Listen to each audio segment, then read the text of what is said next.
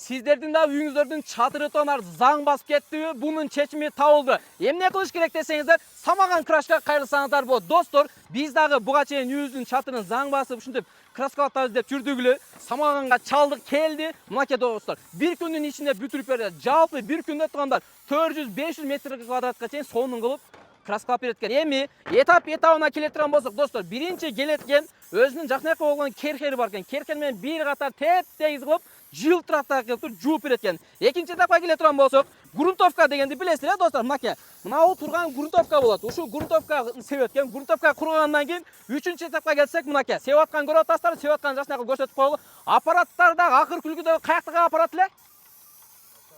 Россиянын аппараты экен, достор. Аппараттар зынк аппараттар экен. Көрдүңүздөр, негизи аябай сонун чат экен, ишине так экен, достор. Сиздерге Самаганды сунуштайбыз. Үйүңүздөрдүн краскасын Самаганга жылтыратып жаңыртыңыздар. Толук маалыматты мен Самагандын телефон номерин жазып коем. Толук маалыматты мына ушудан алсаңыздар болот. Анан кийин туугандар, кимде-ким досторуңуздардын крышкасы заңдап кеткен болсо, аны жаңыртуу убагы келди. Самагандын телефон номерин жазып коем. Видеону достор менен бөлүшүп коюңуздар.